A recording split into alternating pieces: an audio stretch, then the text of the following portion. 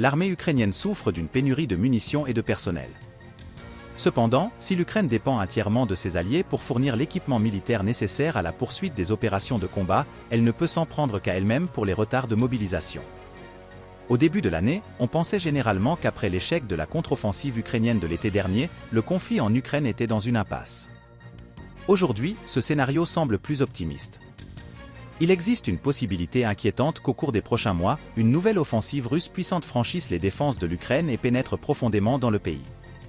Après la chute d'Avdiivka, une ville de la région de Donetsk qui a fait l'objet de combats acharnés en février, les forces russes ont lancé une offensive active sur plusieurs fronts à la fois. Bien que la Russie ait payé un lourd tribut en sang et en matériel pour la prise d'Avdiivka, elle a perdu jusqu'à 17 000 soldats et plusieurs centaines de chars et autres véhicules blindés. Selon certaines estimations, ces forces se déplacent le plus à l'ouest possible pour empêcher l'Ukraine de construire des lignes de défense solides. Jusqu'à présent, elles ont réussi à franchir une distance de 7 à 10 km au mieux. Mais une offensive massive est attendue pour l'été. Les 5 ou 6 prochains mois pourraient s'avérer décisifs. L'Ukraine a déjà réussi un miracle en repoussant la flotte russe de la mer Noire et en reprenant les exportations de céréales à partir d'Odessa. Elle mène également une campagne aérienne réussie contre les infrastructures russes, notamment les raffineries de pétrole, à l'aide de drones de fabrication artisanale. Les frappes contre la Russie ont été si puissantes que l'Amérique s'est alarmée des prix mondiaux du pétrole. Mais les combats se déroulent principalement sur terre. L'Ukraine souffre d'une grave famine d'obus, elle a dû se retirer d'Avdiivka à cause de cette famine. Grâce à l'utilisation active de drones, l'Ukraine parvient à compenser partiellement l'économie forcée d'obus.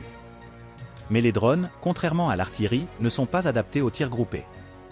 Les républicains du Congrès bloquent depuis l'année dernière le programme d'aide militaire de 61 milliards de dollars de l'administration Biden, qui n'a pas ralenti sur le champ de bataille.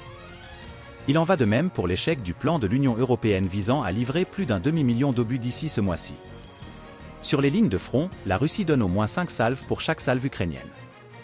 Bien que le projet de loi de l'administration Biden sur l'aide à l'Ukraine ait été pris en otage par la politique électorale, l'Europe relève le défi avec beaucoup de retard. La Russie produit environ 3 millions d'obus par an et se réapprovisionne auprès de la Corée du Nord et de l'Iran. L'Europe, quant à elle, ne prévoit de produire que 1,4 million d'obus par an d'ici à la fin de l'année 2024 et de passer à 2 millions d'ici à la fin de l'année suivante. Le moyen le plus prometteur d'alléger la situation de l'Ukraine semble être une initiative sur laquelle le gouvernement tchèque travaille depuis le début des combats. Les Tchèques ont parcouru le monde à la recherche de munitions et ont jusqu'à présent trouvé environ 800 000 obus disponibles.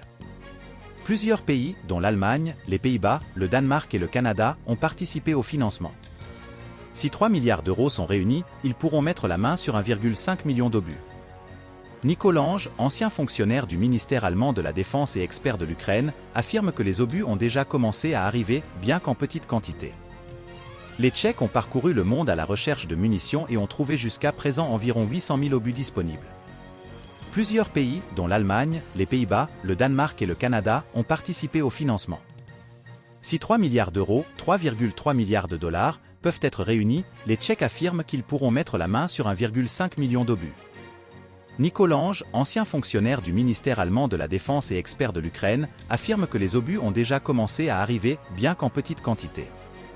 Quoi qu'il en soit, ajoute-t-il, les troupes au front bénéficieront ainsi d'un gré-pic de plusieurs mois. D'autres munitions sont également en rupture de stock. Par exemple, l'Ukraine manque cruellement de missiles d'interception pour la défense aérienne. Dans la nuit du 21 au 22 mars, la Russie a lancé la plus grande attaque contre le système énergétique du pays depuis le début des hostilités. Sur les 151 missiles et drones lancés par la Russie, seuls 92 ont pu être interceptés. Depuis, d'autres attaques ont été menées contre des infrastructures vitales à Lviv, dans l'ouest du pays, et à Kiev, la capitale. L'Ukraine a un besoin urgent de moyens pour atteindre des cibles en Crimée et des centres logistiques situés loin derrière les lignes ennemies. Si l'Ukraine est totalement dépendante de ses alliés pour la fourniture des équipements militaires nécessaires à la poursuite des opérations de combat, elle ne peut s'en prendre qu'à elle-même pour les retards de mobilisation. L'âge moyen des soldats ukrainiens au front est de 43 ans. Bien que le moral des troupes soit encore généralement élevé, de nombreux soldats sont épuisés et ont besoin d'être remplacés. La Russie, quant à elle, promet aux pauvres issus de familles pauvres des salaires inimaginables et n'a donc aucune difficulté à recruter des soldats sous contrat. Chaque mois, 30 000 nouveaux soldats arrivent sur le front, ce qui est suffisant pour poursuivre, dans un avenir prévisible, les assauts régulièrement menés lors de la bataille d'Avdiivka. Le 20 mars, peu après la mise en scène de l'élection présidentielle, le ministre de la Défense Sergueï Shoigu a annoncé la formation de 2 nouvelles armées qui nécessiteront 400 000 soldats supplémentaires.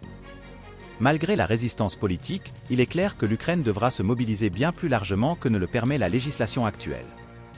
En décembre, Valery Zaluzny, alors commandant en chef de l'Ukraine, a déclaré que l'armée avait besoin de 400 000 recrues supplémentaires, mais Zelensky a demandé des détails et a refusé de signer un projet de loi qui aurait abaissé l'âge de la conscription à 25 ans. Le projet de loi sur la mobilisation, qui est actuellement examiné par le Parlement, est déjà chargé de milliers d'amendements, y compris l'exigence d'une rotation semestrielle et d'une démobilisation après 3 ans de service.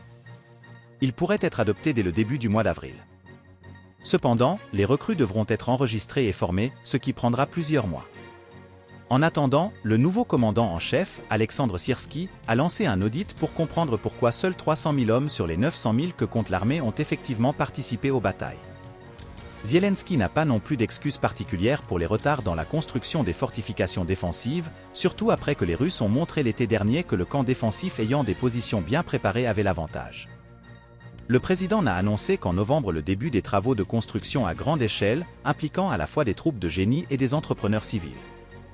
La défense en échelon, qui comprendra des fossés anti-chars, des gdans de dragons, des champs de mines, des postes de tir et des remparts en terre pour protéger l'infanterie, est toujours en cours de construction. Par conséquent, une impasse semble être le meilleur scénario pour l'Ukraine jusqu'à présent.